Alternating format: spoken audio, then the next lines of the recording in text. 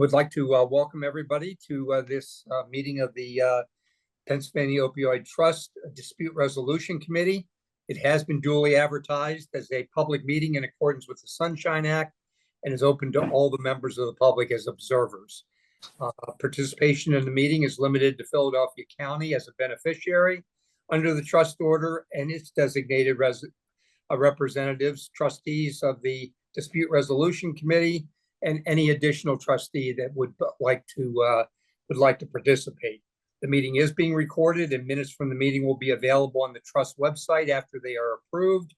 And there was an executive session immediately preceding, as there will be immediately following this public meeting for purposes of receiving legal advice and legal updates.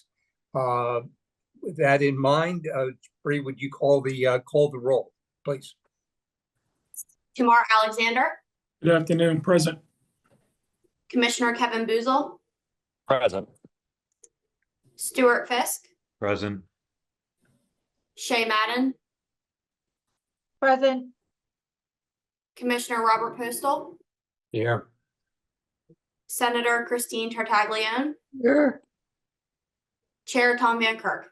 Here. Okay, thank you very much. Everybody is present and accounted for. Therefore, we can get started. Could the Philadelphia representatives that are on please identify themselves? Senator Tina Tartaglione. No, I mean the Oh, I'm sorry. representatives from the city of Philadelphia. Yeah, you have multiple hats. Hi, Good everybody. afternoon. Oh, sorry. Go ahead, Brian. Thanks. Good afternoon, everyone. Ryan Smith here from the City of Philadelphia Law Department. I'm joined by Kaylee McLeod, the Director of the Overdose Response Unit, and Claire McCune from that unit, who will be running our slideshow. Okay, thank you. Anybody else from Philadelphia? I believe we have some observers, but no one who will be speaking. Okay, very good. And would they, if they do elect to, Ryan, if they do elect to participate, get tired of just being an observer or think that they want to correct anything that that they've seen, please identify themselves, and I will accept your representation as they are official representatives of the city. Okay. Thank you. If that's necessary, we'll do that. Thank you, Mr. Chair. Fine. Thank you very much. First order of business is the approval of the minutes of the January 3rd, 2025 Dispute Resolution Committee. They were circulated in advance of this meeting. Could I have a motion for the approval of those minutes, please? Motion to approve. Second. All in favor, please say aye. Aye. Opposed? Thank you. It passes. Then we are going to have a resolution of the Dispute Resolution Committee to adopt amended DRC operating procedures. Once again, these operating procedures were present in the package that was provided to all the members of the Dispute Resolution Committee before this meeting. The only real change from what you've all seen before is the fact that we have specified what will constitute a quorum going forward. And that number has been set at 5. It could have been 4, it could have been anything over a majority, because of the fact that that this Dispute Resolution Committee is part of a smaller group of the trust.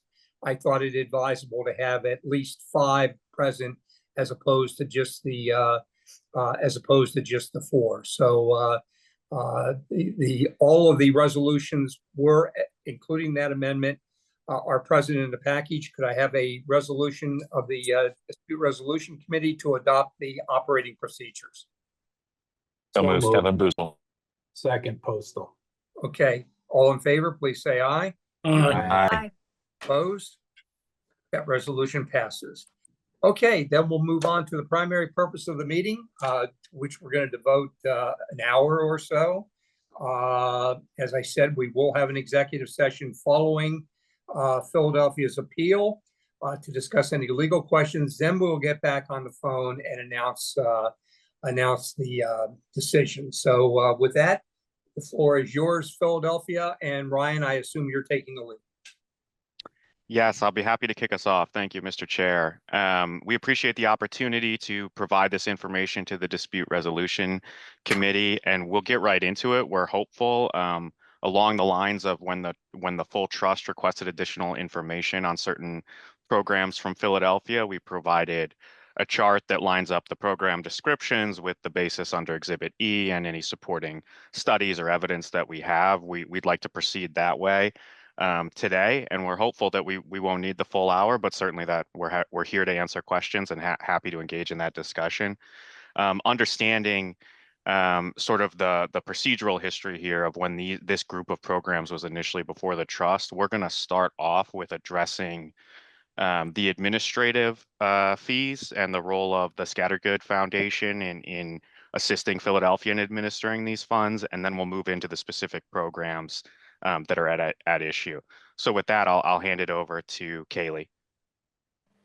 Hi, everybody. Good afternoon. Thanks so much for having us. Thank you, Claire. We're going to have Claire screen share, and I'm just going to walk through this information. And please feel free to stop me and ask questions along the way if that is helpful to you all.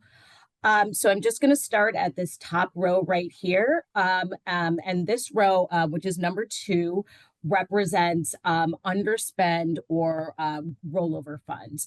So this specifically, which is $206,664, is the amount of the fund that was not given out in the first set of grants that was rolled over to the second set of grant fundies. So basically this was because in some of the areas that we are doing this work, there's a lot of differences in the way that people identify as a person who uses drugs and the way that we address this through some of our nonprofit partners. And so we didn't have the full amount of grantees for this that was allocated specifically to North Philadelphia. And so those are being rolled over from the last round, which is big, but because we're kind of doing this in hindsight, that is present. And were they programs that were approved in the first round, Kaylee, or was it just rolled over and they're included as part of the programs that you're presenting now? So actually this $206,000 is not included in any of the programs, but we wanted to ensure that this chunk of money, that you all knew that this money was not yet allocated, because otherwise the math doesn't add up specifically to $3.5 million. So this, if I can, Kaylee, in other words, we will be reporting how that is ultimately spent when it is. Is that right? yes. And does that mean that as of the September 15th, 2024 reporting date, which was actually moved forward a day because it fell on a Sunday, but does that mean the monies that should have been spent and reported on were all the monies that were received by Philadelphia in 2022? Are you saying you have submitted and everything that was given to Philadelphia in 2022 or received by Philadelphia in 2022, all of that has been accounted for and has been spent? So the information that I'm prepared to talk about today is specifically related to the dispute resolution, the programs that we had listed for that. Okay, if you could just confirm that all of the monies that Philadelphia received in 2022, in fact, were reported on and spent, I would appreciate it. Not in this meeting, at some point. Okay. I believe Sure. that's the case, Mr. Chair. We'll follow up with the trust on that. Thank you. Okay, so I will move to the next line. So the next line is line 3. So this is $734,000. And this is the Scattergood program and administrative costs. This includes salary, taxes, employee benefits and consulting fees, the community granting group programs, stipends, technical assistance, right, that helps some of these small neighborhood level nonprofits learn about budgeting, learn how to support them in reporting and making sure that they are in compliance with Exhibit E, website materials and development, hardware, software, et cetera, and the administration fee that's given to Scattergood. So approximately or slightly over 20% of the funds that were spent was spent on these administrative fees. I have not checked the math, but this is the amount that we know that was spent on these fees. But it's not specifically, so the administrative fees are a part of this, but this also includes consulting fees for the organization that provides support for the community granting groups, the technical assistance. So this is all program and administrative fees, but the administrative fee itself, I believe, was only 3%. So to put that another way, Mr. Chair, if I can, these fees are lumped together because they were given to Scattergood in that way, and that's how we're able to report them. What they use them for is not Scattergood's share that they keep. What they use them for is providing this technical assistance that includes software, accounting training for grantees. So it's actually services enabling grantees to continue their work for the vast majority. Kaylee, do we have the breakout of what of that percentage that was actually just kept by Scattergood? I can find that. I believe it was 3%. Okay. Whether it's kept by Scattergood or not, the over 700,000 was not spent directly on opioid programs, but rather they were spent in administering opioid programs. Is that correct? I would not say, oh, go ahead, Ryan. I was just going to say, if by administration you're including that support for grantees, right? So programs require the accounting, the reporting, the software services to do their work, right? And Yeah. to report on those funds. So yes, if administration includes that chunk for supporting grantees, that's correct. Good, thank you. And we're paying salaries out of that? No, so they are a certain percentage of FTE for the folks that are specifically working on this program. Okay. So for example, if a Scattergood employee is spending 30% of their time specifically working on and administering these funds related to opioid settlement funds, then we would cover that 30% FTE. Okay. Carrie, while we're on that, are the two funds that that Scattergood helps supervise, provide support to, et cetera, is that the Kensington Community Resilience Fund and the Overdose Prevention and Community Healing Fund? Yes. Okay, and if you don't mind, and I'm not trying to take up all your time, but who makes up the Kensington Community Group, the Kensington Community Resilience Fund, and also the Overdose Prevention and Community Healing Fund? So do you mean the community granting groups or do you mean the ultimate recipients? I mean the community granting groups. Got it. So for the Kensington area, so specifically for the Kensington Community Resilience Fund, the requirement to be a part of the community granting group is that you must have a direct tie to the Kensington area. And that means you either live there, you own a business there, or you have some other direct tie. You are a specific community member. So these folks all come together and they get sort of an understanding of what is important in the Kensington community. They discuss priorities of how to advance those priorities. And then when the grants are applied for, ultimately this group makes the decisions on who gets these grant funds. Okay, thank you. Do you know how many people approximately are involved with that? I would say probably 10. Okay. And that is specifically for the Kensington Community Resilience Fund.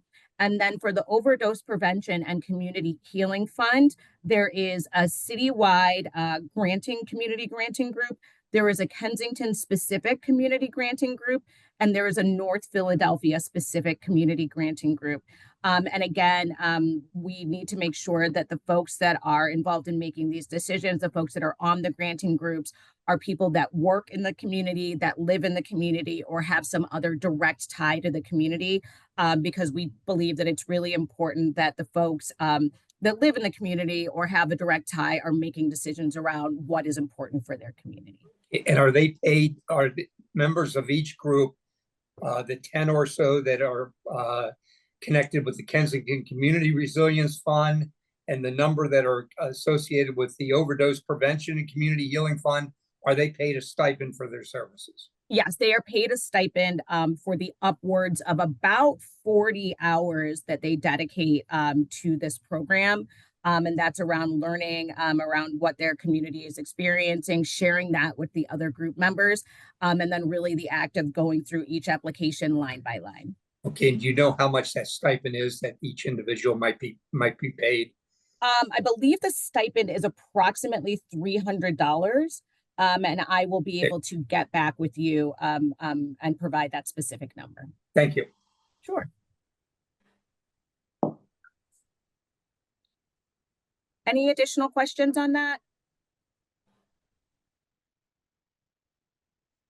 Okay, great. So I'm going to go specifically to program number 80, which is the part of the Overdose Prevention and Community Healing Fund. This is called Hunting Park Green. So Hunting Park Green is offering a program called Hunting Park Powerful, provides opportunities to beautify, co-learn with youth and community members. And these are geared towards helping to foster connection with their community and develop supportive relationships with an emphasis on protective factors that prevent youth from engaging in substance use. And in this column, which is column F, we see our Exhibit E ties for this specific group of funds right here, 80, 87, 94, 96, 101, 104, and 107. And we have tied this to G9, which is school-based or youth-focused programs or strategies that have demonstrated effectiveness in preventing drug misuse and seem likely to be effective in preventing the uptake and use of opioids. And G11, support evidence-informed programs or curricula to address mental health needs of young people who may be at risk of misuse, of misusing opioids or other drugs, including emotional modulation and resilience skills. And does this assume that all youth are eventually subject to possible opioid use, or is there an effort made to seek out youth that are most at risk and or have shown that they are addicted to opioids? Sure, or exposed to opioids, I guess. Sure, absolutely. So if you look back when I sort of the OPCH, the Overdose Prevention and Community Healing Fund. So specifically, these are geographically located. These were all awardees are in areas that we consider overdose hotspots, right?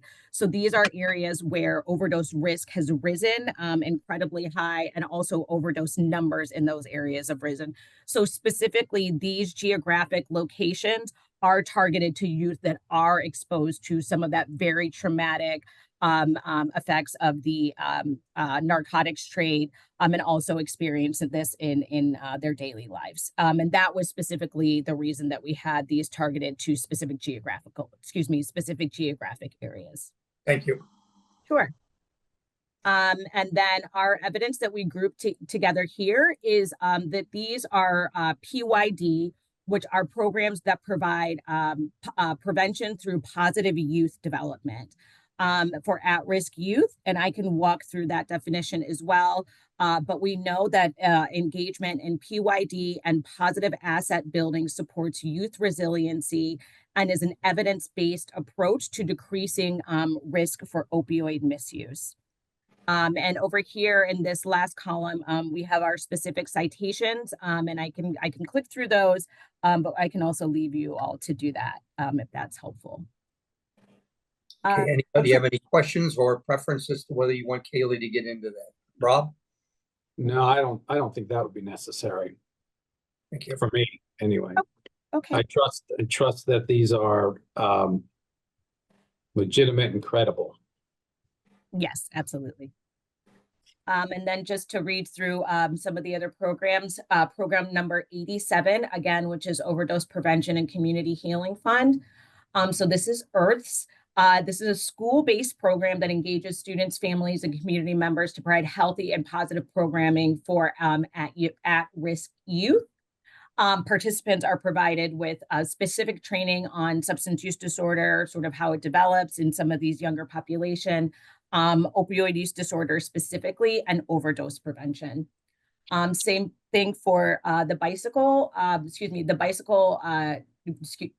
Coalition Youth Cycling Program. This was a $10,000 grant for the. Excuse me, can you go back to on 87, which was the educational advocates? Could you talk a little bit more about the stipends and incentive gifts that are given under that program? I'm sorry, what are you specifically?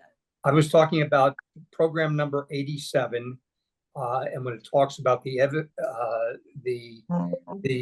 educational advocates reaching today's hardworking students, it supports community-based coalition of students by offering stipends, incentive gifts, etc.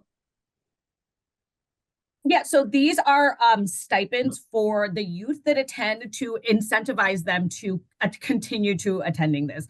So one of the things that we know with young people specifically is that it is not enough to just ask young people to show up, for teenagers, for example, to just show up. And so it's really important that we sort of give them stipends to engage with this work and give them an incentive to continue to come.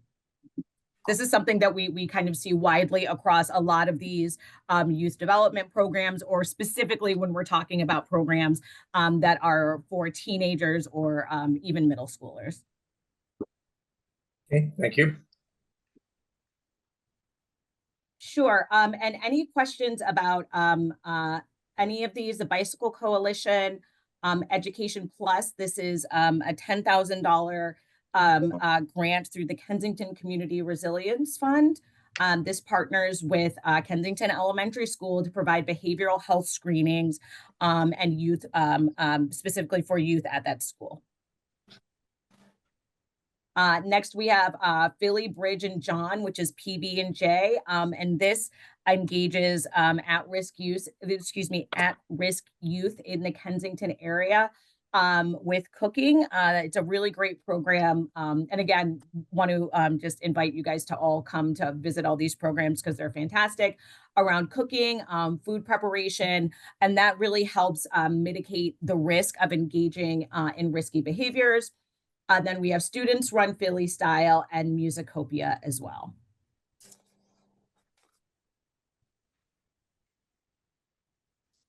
Any questions about any? Yeah, can I just, this is a general question, Kelly. I don't even know how to ask it the right way, I suppose. You know, $10,000 just doesn't seem like a lot of money to give to a program. And that's why I said I don't even know how to ask it. I'm not saying it's it sounds minimal. And I guess if I were maybe sitting somewhere else, I'd say, you know, what can I do with $10,000? It's not that much. But you do have a lot of them. And I guess this is kind of an overall global type of question, is a strategy to give out or distribute as much money to as many agencies as possible, or, you know, I'm getting at $10,000 just doesn't seem like a lot. Okay. Yeah, absolutely. That's a great question. So firstly, many of these are nonprofits that are community level. and so this is not the sole amount of funding that they have, full stop, right? So Okay. absolutely. So many of these partners, they get additional funding from other grant resources, from other community partners. But this is just the grant, the amount of money that we are providing through this fund. I see. Okay, well, Yes, yeah. that's makes me, okay, thank you. Yeah, absolutely, absolutely. And I think that one of the ways that we think about it is there's pluses and minuses, right? So these are community-based nonprofits, and we really wanted to ensure that the money was getting back into the community. And a lot of times, if it's a sort of smaller community-based nonprofit, they can't handle having a one stipend one time of $500,000 that needs to be spent immediately, right? That's a lot for them to handle. So we want to be able to provide them in sort of smaller numbers that are easier for a neighborhood level community organization to support. Does that make sense? Yes, it does. And okay, my monitor went off. I was gonna ask, can you still see me? I'm okay. Okay. Thank you. Yeah, of course. Other questions? Okay. Where are you on your chart right now? I'm having trouble reading what's on the screen, but I do have all the Sorry. information Yeah, in front of me. Which program are you on now? I'm on line 11, which is program 77. And I think Claire has got that. It's highlighted in light blue. Okay. Okay, great. So Connectedly, that's the program that I'm speaking about. Next, line 77, line 11, program 77. So Connectedly provides support specifically for grandparent-headed families. And these are families, that have been impacted by the overdose crisis. So a lot of times what we see is grandparents can step in when their children or the parents of origin are not able to care for the children. And so we want to support these families. And all of these that are grouped together in this light blue, they fall under Exhibit E number A6, which is provide treatment of trauma for individuals with OUD, for example, violence, sexual assault, human trafficking, or adverse childhood experience, and their family members, surviving family members after an overdose or overdose fatality, and training of healthcare personnel to identify and address such trauma. And then we have provide enhanced support for children and family members suffering trauma as a result of addiction in the family, and offer trauma-informed behavioral health treatment for adverse childhood events. And number I2, which is provision of wellness and support services for first responders and others who experience secondary trauma associated with opioid-related emergency events.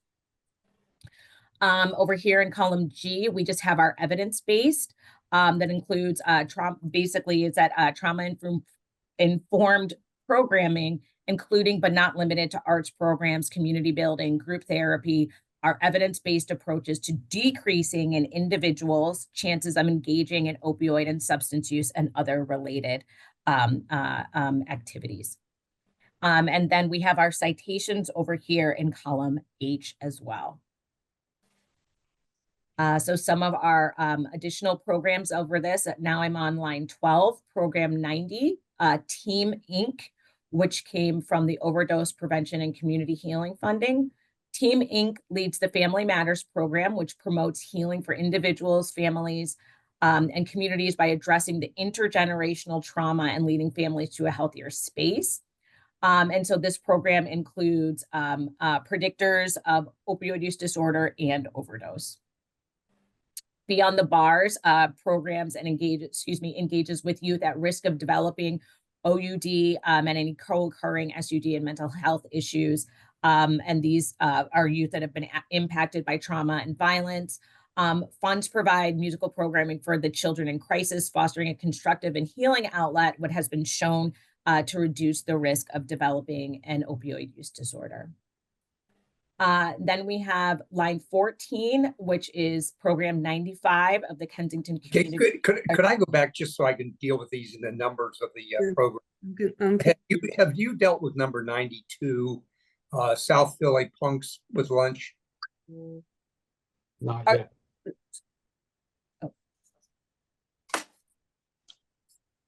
Chairman, it looks like that's in the next round of, Okay, whenever we that's in get, the next round of topics. that's fine. I just have a question about that one in particular when you get to it. Thank you. Are we going in order? Because we were doing 77. Are we doing 78? How or are we doing this? Are we discussing each one or you're just gonna group them? Was that a question for me, Senator? Yes. Okay, so we grouped them by Exhibit E and by the evidence base and by the evidence base that supports them. But if you have specific programs that you'd like to ask about or that you'd like us to discuss in a certain order, certainly happy to do that. Yeah, it's just a little confusing the way you're jumping around. I'm sorry about that. We thought that this might add some clarity, but apparently it does not. And my apologies for that. No problem. So we have Beyond the Bars, Big Picture Philadelphia, which is program 95. Big Picture Philadelphia provides mentoring for youth in Kensington, many who have been impacted by OUD or overdose in their families specifically, and by witnessing it on a daily basis in their community. And then we have the Uplift Center for Grieving Children. Uplift, they are going to provide 5 trainings within the 12-month grant period, specifically around dealing with the trauma of witnessing in their community and trauma due to overdose, specifically, or opioid use disorder. Then we have Servant Partners provides trauma healing programming, dance, and welding program for individuals specifically in the Kensington area that have secondary trauma associated with opioid-related emergency events, such as overdoses. And then we have Show Me the Way Foundation that provides mentoring and support services for children and adults who have lost somebody to an opioid overdose. Are there any questions I can answer about that grouping? Yeah, this is Stuart. I just had a question about, well, a number of these, but particularly the Uplift Center for Grieving Children. I'm assuming there's criteria for who is going to receive the training that meets the description in the box there.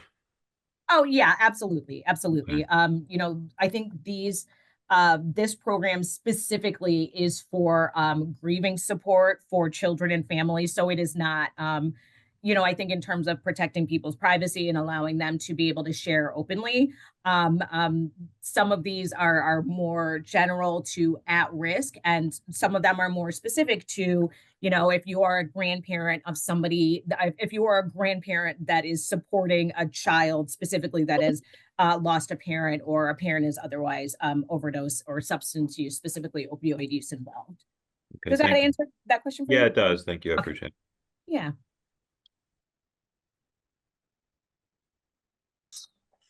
Anything else for this group? No.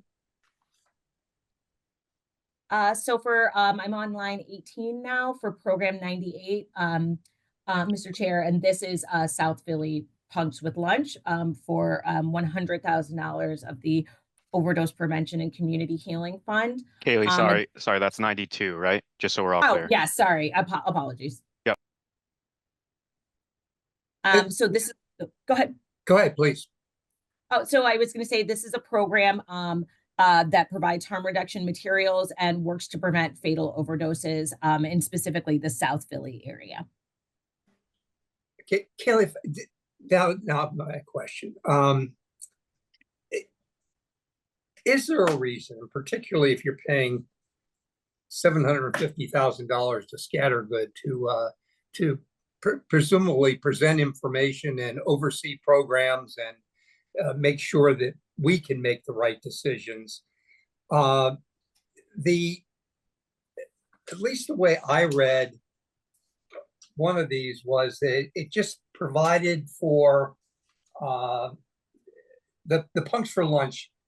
The initial description of it really was not particularly detailed. In fact, it had the initial description given to us and what the trust based its decision on was South Philly Punks with Lunch will offer holistic harm reduction, nourishment, and other essentials to underserved communities in South Philadelphia. That in and of itself, and the way I read that, it would not be a permissible use, just as stated and what the information was that you provided. And that's, I believe, the reason that the working group first reviewed it, recommended non-approval, and the trust as a whole agreed with that. Now, when we get the appeal papers, it's listed Program 92, South Philly Punks is a harm reduction organization that works to prevent fatal overdoses by providing support and resources to underserved communities in South Philadelphia. This program is a harm reduction initiative that provides naloxone, fentanyl test strips, overdose reversal training, and other harm reduction resources. Increased availability and distribution of naloxone and other drugs that treat overdoses are included as opioid remediation, none of which I disagree with. But my question is, why don't you provide, or why doesn't somebody provide this information at the very beginning? Why do we have to go through this process and trying to figure out what the hell Philadelphia is doing with its money? Mr. Chair, if I may, in that initial description you read, that's what harm reduction means.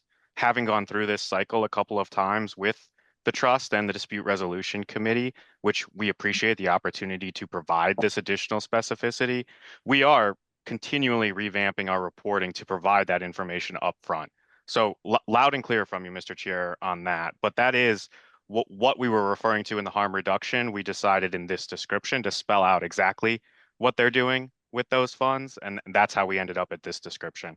But it would help us if we had that from the very beginning, because the description I just read, the detailed description, we've approved programs like that in the past. I don't think there would have been much question that we would have recommended that for approval.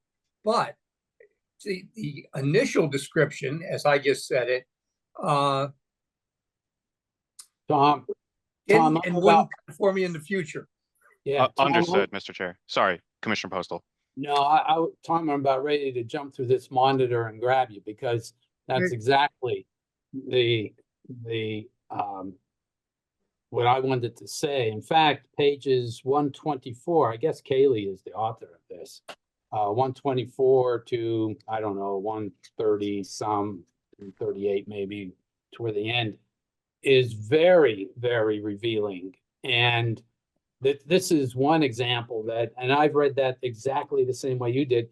And Brian, I guess you know what holistic harm reduction is, but I didn't. And I read that sentence and I said, I'm not sure. And I put an X by it until I read, and I forget what page it is, but it's in this page 124, which is very, very clear. And I see it now in the description. And there were a few like that, by the way. So I totally agree with Tom.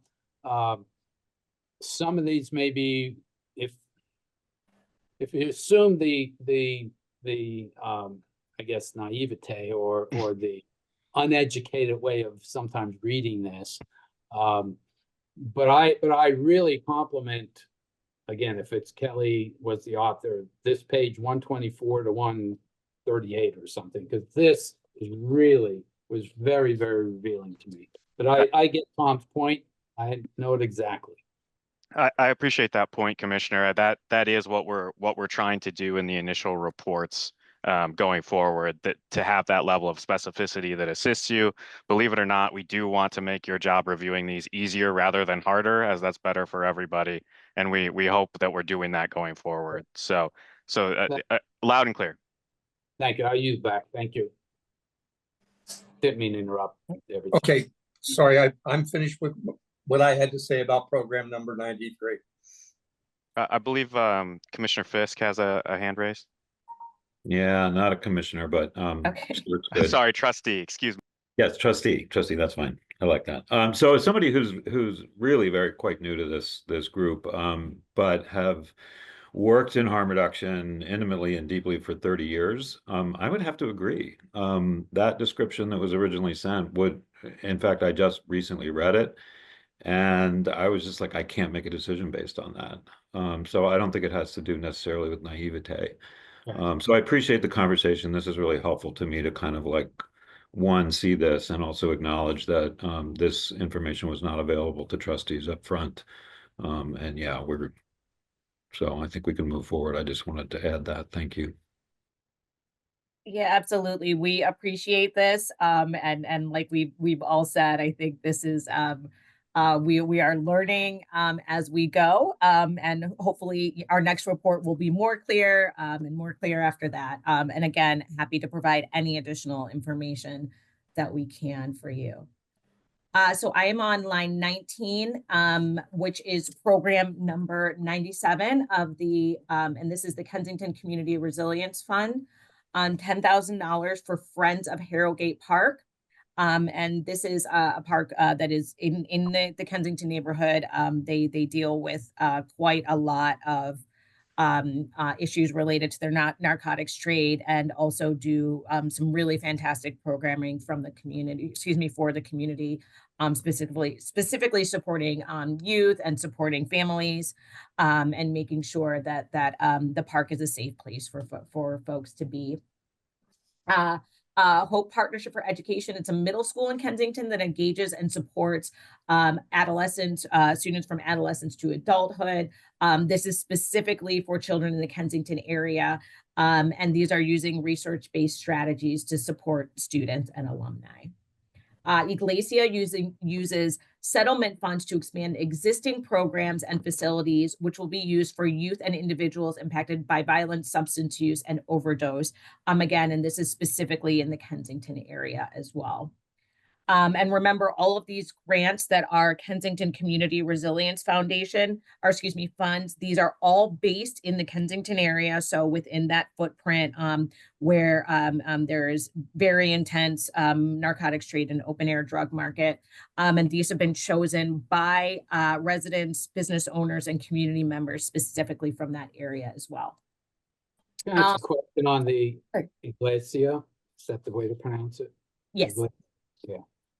The description is the grant will be used for the beginning of a building. That was my question about, is it a building? Because that's what I'm reading, but I see that it's a different description that I see on the screen. Yeah, so specifically, no, that was not for capital funds. If that's the question that you're asking, this was not for building materials or anything like that. Okay, because that's what it says. It says the grant will be used for the beginning of a building in order to provide more help. Yeah, if I may, Commissioner, I believe that was pulled from their initial grant application, but that is not what the funds were ultimately awarded for. Yeah. Do I have that right, Kaylee? Yes. All right. Sorry about that. Okay. Clean Kensington. This is a way to support teenagers and youth in these areas, and it pays these teenagers and these youth again to engage and cleaning up these neglected spaces and activating them to become really great community areas where folks can have picnics. They do like Halloween parties there. It's really a great safe space and an otherwise environment where there's sort of continual trauma, I'd say. A team NAS uses these funds to activate safe spaces for youth and families in Kensington as well.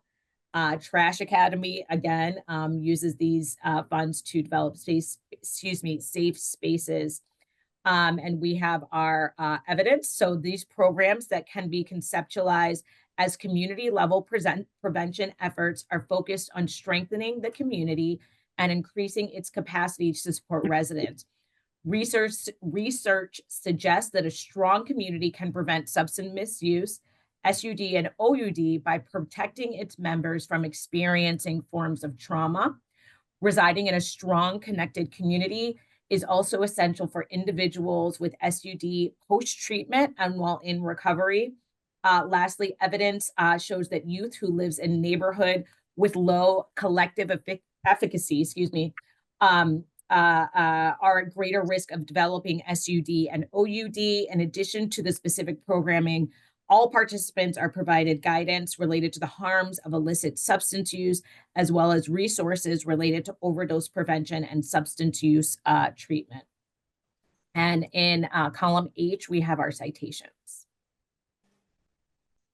To the extent that you're presenting a chart here that we haven't, I don't think we've seen before, I'm having a lot of trouble following this. I'm sorry, apologies. Because it is different than the chart that was presented with your original appeal paper. So, I apologize, but I'm really having trouble following it. But I did pull up Trash Academy, and once again, it seems to be something that you're saying anything we can do in the community will make it a stronger community. And if it's a stronger community, there'll be less opioids. And that's the connection with opioid. And to Rob's earlier point, it seems like you need a lot more than $10,000 to accomplish that. Yeah, Mr. Chair, that's a good point. I will say the language that we put together on this chart for purposes of the appeal is in the narrative that we provided that Trustee Fisk and Commissioner Postal were referencing. So we apologize that it wasn't in the initial chart, but it is in that narrative that we provided. That's where we pulled it. Okay. So if you're looking for it, and we shouldn't make you go looking for it, but if you're looking for it, it is in there. And then for Trash Academy, I think I understand your point, and I'll defer to Kaylee on this, but the purpose of this funding, it was for their programming that educates folks on appropriate disposal of needles and other opioid use waste, which is a huge issue in that community. So that's the sort of direct tie, and what the $10,000 is essentially capacity building there. Kaylee, did I get that right? Yep, absolutely. And I think specifically when we are talking about this community, again, this is a community where the absence of these spaces sort of means that folks are fully embedded in the 24-hour narcotics trade and open air drug market.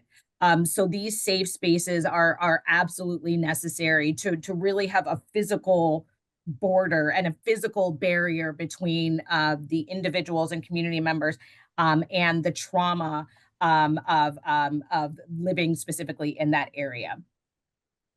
And also, what we one of the things that's important about these is that the organizations, self-select which grant fund that they are going to that they are going to apply for, right? So it's not us saying, oh, this fund, you deserve $20,000 or you deserve $100,000 or you only deserve $10,000. It's something that they self-select.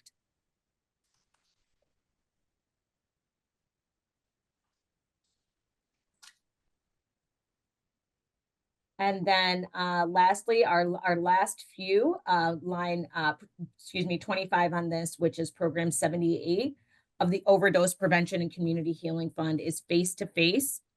And this provides social services and basic needs for individuals at risk of developing OUD or experiencing an overdose.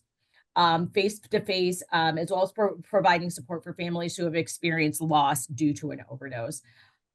So our exhibit E tied to this is A9, which supports workforce development for addiction professionals who work with persons with OUD and any co-occurring SUD or mental health conditions, and provide support efforts, provide prevention support efforts to discourage or prevent misuse of opioids through evidence-based or evidence-informed strategies, programs, or strategies. Our evidence for this is these programs address the presence of negative social determinants of health, such as economic instability, lack of access to resources, lack of access to social supports, and others, which are directly linked to increase in substance use disorder and overdose. In addition to these specific programs, participants are provided guidance related to the harms of illicit substance use, as well as resources related to overdose prevention and substance use treatment. And this is reducing the presence of negative social determinants of health. And this is an evidence-informed approach to preventing SUD, OUD, and overdose. And we have our citations over here in column H. Kelly, this is in Germantown? Yes. And so this was specifically part of the Overdose Prevention and Community Healing Fund, where we have those geographic sort of hotspots of overdose. And we know specifically in Germantown, we are seeing a huge rise in increase in overdoses, and both fatal and non-fatal.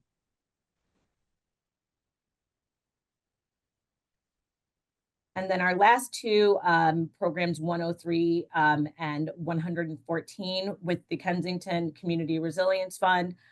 This one is Simple Homes Fuller Center. And this provides low-income housing for families in Kensington with the goal of providing housing stability and ultimately decreasing risks associated with an individual developing SUD, OUD, or experiencing an overdose. And these are prevention support efforts to discourage or prevent misuse of opioids through evidence-based or evidence-informed strategies or programs. And also also H, prevent overdose deaths and other harm, support efforts to prevent or reduce overdose deaths or other opioid-related harms through evidence-based or evidence-informed strategies. And these are evidence-based for this is that these programs support individuals experiencing housing insecurity. Providing housing support is an evidence-based approach to prevention of initiation of substance or opioid use and can greatly decrease the likelihood of someone developing SUD and experiencing an overdose. In addition to the specific programming, participants are provided guidance related to the harms of illicit substance use, as well as resources related to overdose prevention and substance use treatment. And then we have our citations in column H. And then last, but certainly not least, we have a $20,000 stipend through the Overdose Prevention and Community Healing Fund to the Philadelphia Community Land Trust. Can I go back to 103? Sure. Is that home repairs? No, this is not. Well, can you explain it to me again then? Yeah, so simple homes. So this is it's Simple Homes Fuller Center. And so this is, again, part of a much larger program that provides stipends and provides housing. And so this $10,000, again, is not their entire program, but this is specifically the amount of money from this grant that they were given. So it's part of a much bigger program. And this organization runs homes or contracts with homes to provide housing, Kaylee, is that right? Yes. So there, it's not akin to the home repair, Senator. Yes. Can I go back to number 78? And I was talking, but I was on mute. So Apologies. If I lived, is this program, if I lived in Germantown, do I get food or legal services? I mean, is it for the residents? It says we'll engage with Germantown residents living in poverty through programs focused on food, health.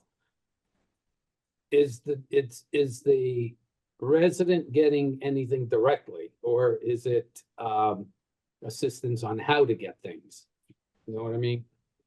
Right. So there's multiple different things that this organization does, but yes, ultimately, so they have a community dining room, they have a community market, and so through those, the residents absolutely get something directly. Okay. And that means, that means food, that means overdose prevention materials, harm reduction materials, all of that. Absolutely. There's a legal center there that helps support, a health center there that helps directly support the residents, social services, all of those things. And so again, this $100,000 is not their entire operating budget. It's just the amount that was given through the overdose prevention and community healing. Yeah, I guess I can't help thinking that any anti-poverty program, though, would be acceptable Right. under Exhibit E. You're making that case? No, absolutely not. Absolutely not. I think that one of the things, again, about the overdose prevention and community healing fund is its specificity around some of these hotspot areas, right? So we know that specifically in this area, Germantown, which is Northwest Philadelphia, that there has been a significant increase in both fatal and non-fatal overdose, and that risk translates to the residents in that area. And to me, that means that they need much more support and sort of counteracting some of those social determinants of health. And that's something that a program like this primarily supports. Can I bounce down to 114? Sure. Okay. And the description is, will maintain houses for people in North and West Philly with experiences in addiction and recovery. How do they maintain the houses? Is it rent relief? Is it code issues? I'm wondering what that means. Will maintain houses, because it's only, again, $20,000. I don't know how many houses you're going to be maintaining. Right. So specifically, again, for the Philadelphia Community Land Trust, this is they have a much bigger budget than specifically the $20,000 that the Overdose Prevention and Community Healing Fund is providing through this grant.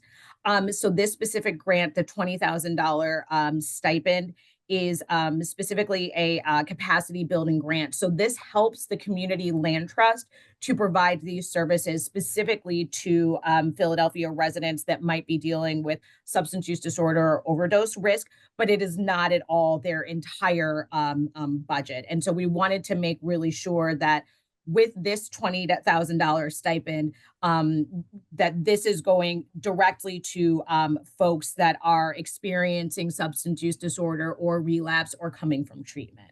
So that's why this $20,000 is separate. Is this the land bank? No, it is not. Okay, just was checking.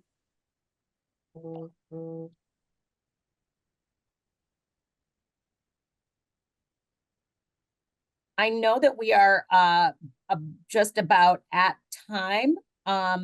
So I can answer any additional questions that you all may have, if there are any. This is Kevin Boozle. I have a question. I have my hand up. Sure. How you doing, Kelly? And well, I guess my concern, not really a concern, but reporting, you have so many entities that you're giving small amounts of money to, and every time you do that, you break it apart a little bit. The report doesn't change. There's still a lengthy report that has to come due.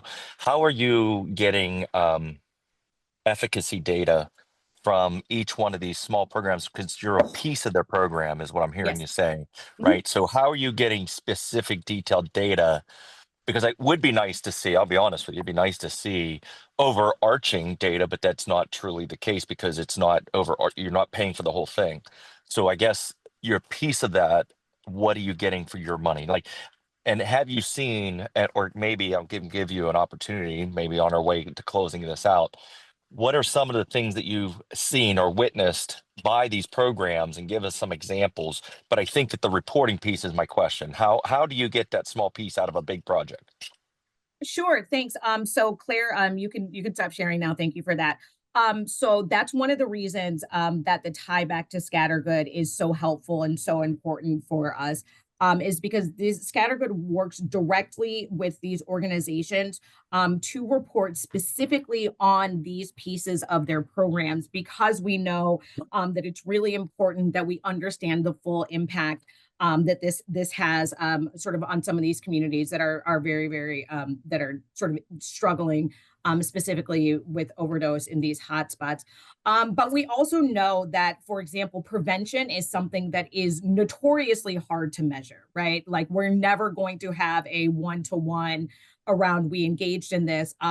but we do see really fantastic outcomes. You know, we see that these spaces that these spaces are activated, and that people are using these spaces, specifically some of the ones when we're talking about physical space, to engage in community building activities that are not specifically around or tied to the narcotics trade. We see kids sort of develop social emotional skills that they might not otherwise have. But specifically, that goes to Scattergood in their form of reporting. And that's one of the things that Scattergood brings to us. So absolutely, we're excited to see some of these programs, the way that they affect communities, you know, specifically the ones in the Kensington area as well.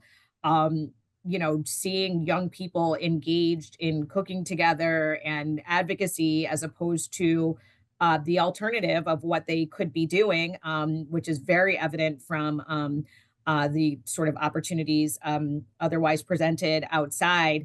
It's incredibly important. And so we look forward to sharing all of that information with you guys as well. So just to tag on to what you said, and I really appreciate that example explanation. I guess for us, we are reviewing applications for eligibility. What is your process for reviewing for effectiveness, and how, you know, when you do that, and I hear you saying Scattergoods is going to collect it all up, Mhm.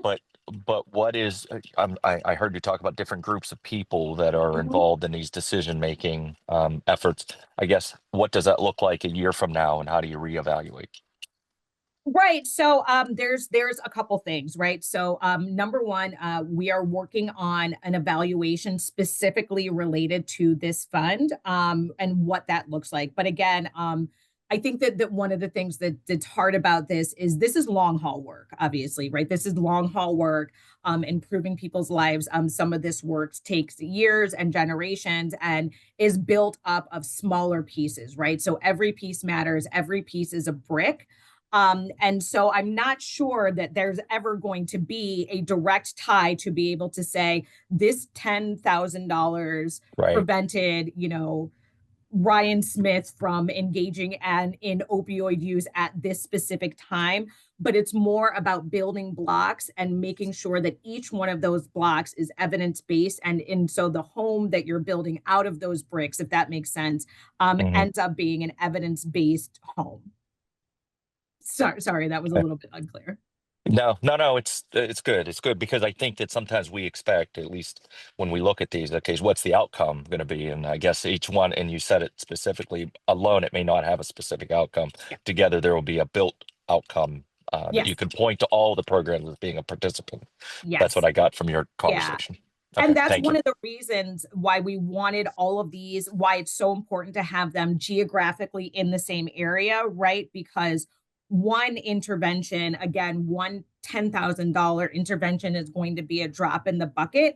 But if you take all of these programs put together as a whole and you insert them into a neighborhood, I would absolutely expect that if we look back on fatal and non-fatal overdose data, if we look back on, and again, I mean, this data takes years to compile.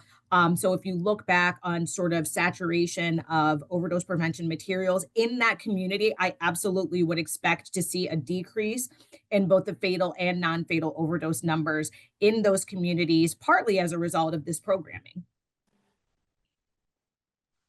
Thank you. That's all I have, Mr. Chairman.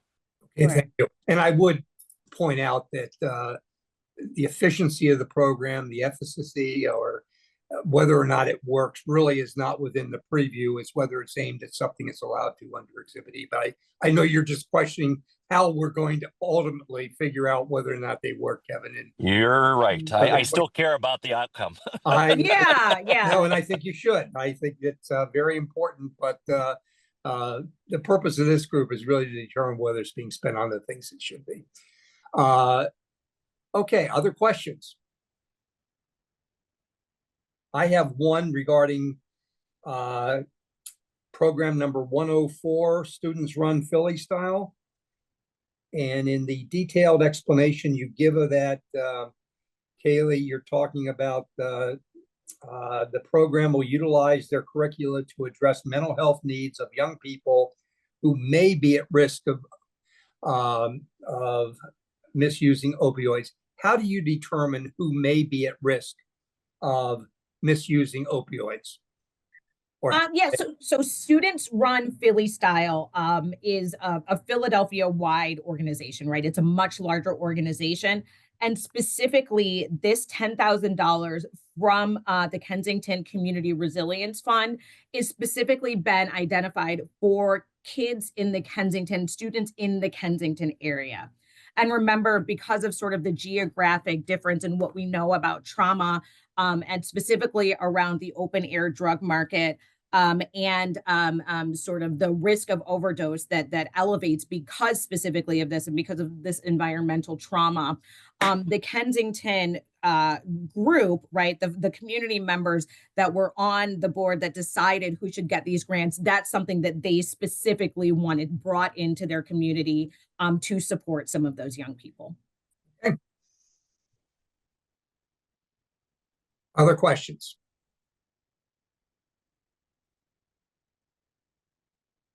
Hearing none, I thank you very much. We will reconvene in about 15 minutes. Well, give us 20 till 1:45, and we will see if there's any additional questions at that time and have the results. We are going to go into executive session.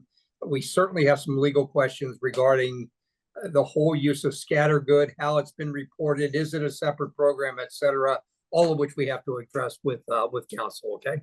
Sure, thanks so much. And I'm here if there's any additional questions. Okay, and please rejoin at 1:45.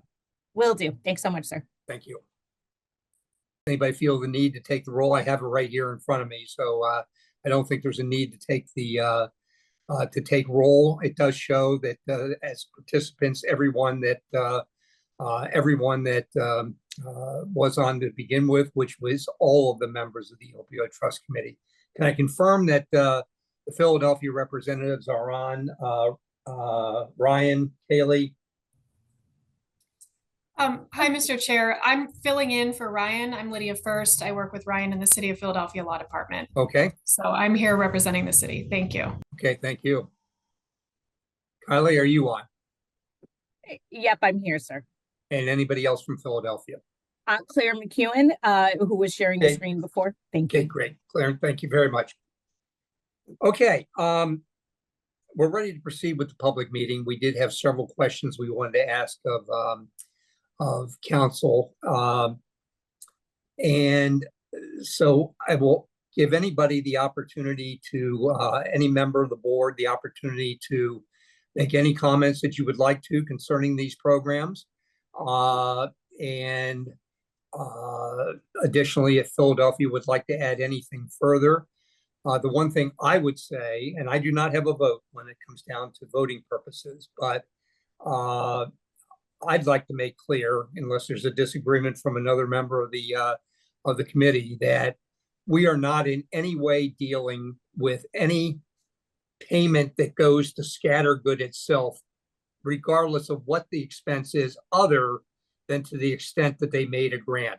In other words, what we're dealing with are the grants that were given that were considered by the entire opioid trust at the November meeting, were considered by a working group before that, and then were subject of appeal to the extent that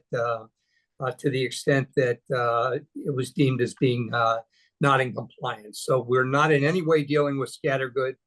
What that means, Kaylee, is you are going to have to supply at the before or the next reporting period your Scattergood as a separate program. Scattergood is getting X amount, and here is what they are spending the money on, so that the determination can be made as far as whether or not that money that Scattergood is using, other than the extent they pay it out in grants, that they are approved for it. We're not approving it at this meeting, okay?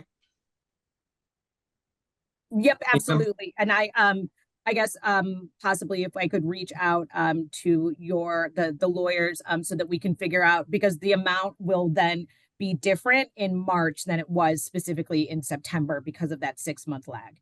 Sure. Well, whatever the program is, you know, whatever it is, I'd like the specific numbers and exactly how it was. In Absolutely. that regard, when we talk about the March 15th reporting, Kaylee, I beg of you. I've mentioned it before, but to the extent that you have programs, and I'm sure you'll have a number of new programs and new grants, please submit the kind of information that you did to us today, as opposed to just the one-liners that leave us guessing as to what the hell you spent the money on, okay? Yeah, absolutely. And just to make sure that we will get that to you, we will email, we'll make sure to have all of the trustees because it's a little bit tough to attach the spreadsheet as a separate document, but we will make sure to get you guys all of the information that we have available. Okay, if you would, I mean, you give it to Penn State, but even what you give the Penn State, give the full detail of what these grants are going to. It, because they make the initial pass at it. It then goes through the working group process, and it just, look, it'll make, not only does it make our job a little bit easier, but it really will inure to your benefit. We can approve these things at a much earlier stage than if we're left to guess, say, oh, they didn't supply enough information, deny the request, and have it come to this process, okay? Absolutely. Thanks for the opportunity. Okay. With that, can we have any discussion about the specific grants itself, or themselves, I guess, that any trustee would like to talk about or ask an additional question of Philadelphia? Mr. Chair, if I may, as the working group leader one, we did go through this process. It was quite arduous.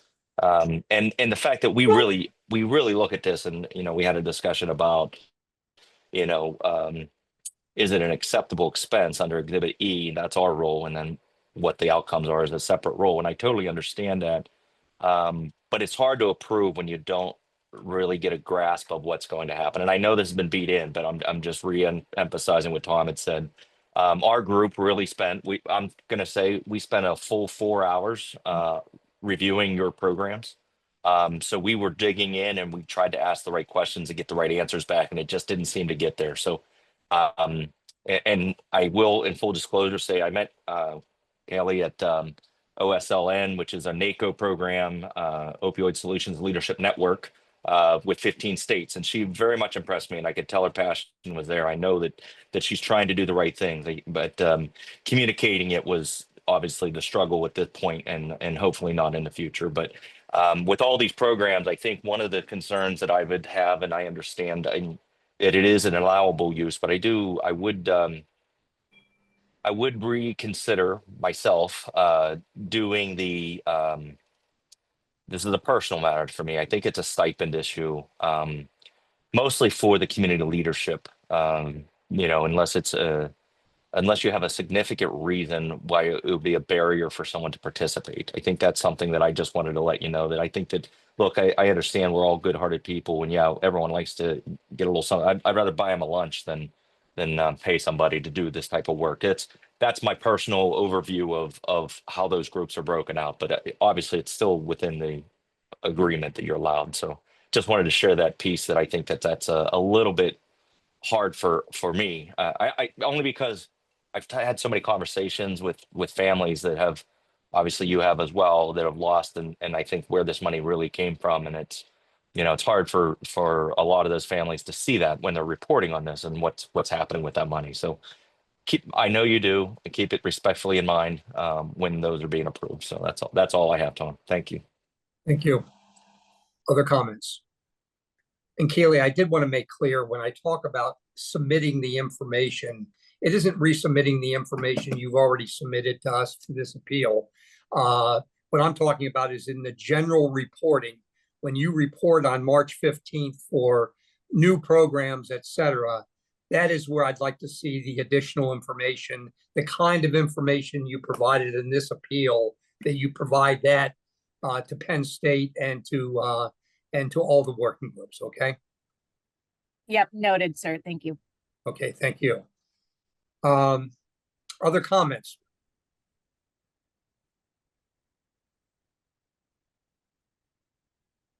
No, I have no comment.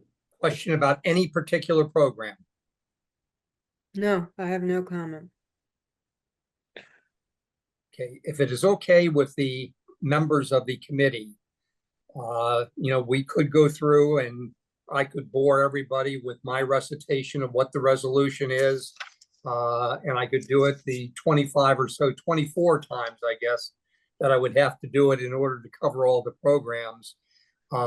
Rather, I would like to move for either affirming the trust and denying these programs, or to overturn the trust and have the programs approved, deemed to be approved. And I would like to do it in one motion, which we can then have a discussion about. Any questions about that? Senator? No, I was going to make a motion. Okay, well, let me give the resolution first, okay? Okay. Unless you want to do that too. No, I'll let you do that. Okay,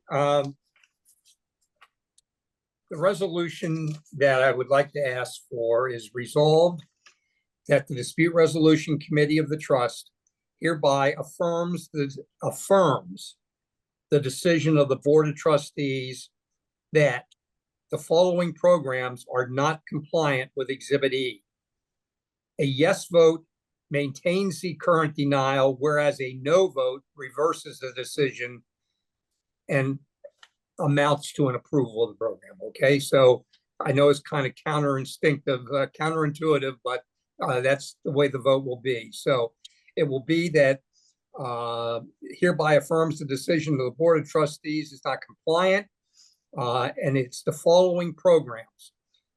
Philadelphia, program number 77, 78, program 80, program 87, program 90, program 92, program 93, program 94, program 95, program 96, program number 97, program number 98, program 99, 100, 101, 102, 103, 104, 105, 106, 107, and 108, 110, and 114. Could I have a motion to that effect, please? I'll do the motion. Thank you, Senator. Second, a second? Kevin Boozle. Okay, discussion on the motion.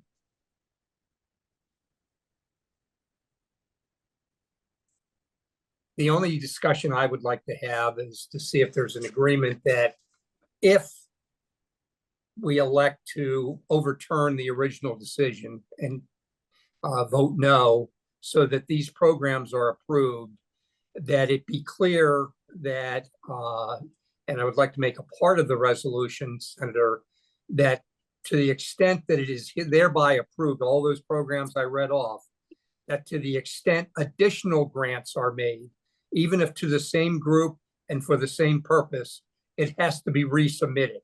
In other words, we're approving the, for example, $10,000 grant that might have been made on program, I'm picking it out of the air,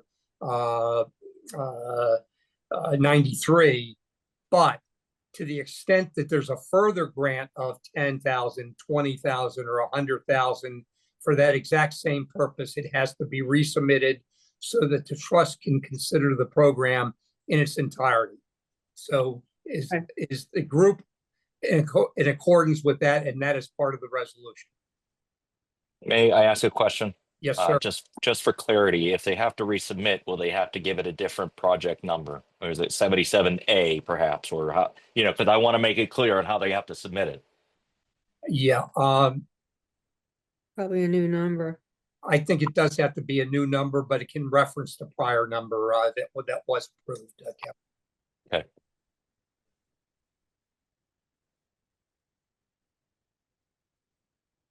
Unless Bree, you want to weigh in on that with a different answer. You're the one that really helps accumulate all of this. So, trustees, so you can make an informed decision, there would be two ways that this could happen. The existing number, for example, 77 will show up again in the current and future reporting. So March 17th, 2025 reporting. program number 77 would be in there. And so Kaylee or whoever fills out the reporting would be able to report spent or committed funds for that specific program, which could then be reviewed, or you could ask that a new program number be assigned. Yep. So then it would jump to the next open number, let's just say 115. I know it's not that, but let's say it would be 115, 116, 117, 118, and that would continue on reporting cycle after reporting cycle. You know- It's really whichever way you'd like to see that happen. Yeah, with you having said that, I do think that it ought to be reported as a new program, but I like Kevin's original thought. If it's a new program under one that was already approved, it should be 77A, for an example, as opposed to jumping forward to 118, or I, for one, will be hopelessly confused. Yeah, it would be helpful, I think, if we could maybe Bree and myself and meet with Penn State, because the actual physical input, I don't think it would allow us to have a 77A. Okay, There's limitations in the tool with what we can do.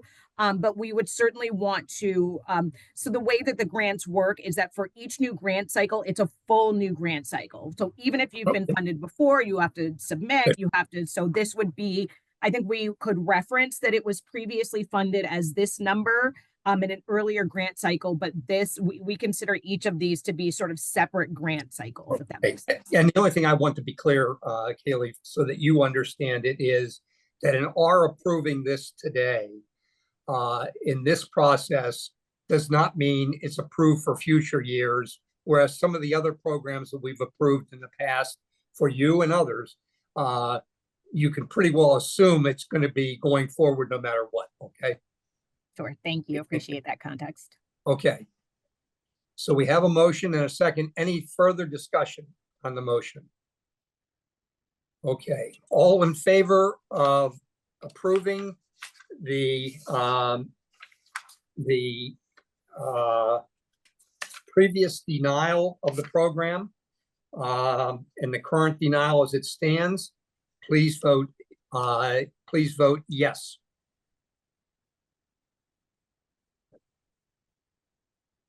Hearing none, all opposed, please say no. No. No.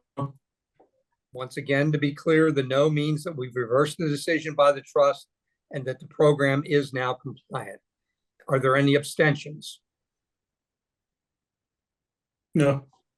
Hearing none, we are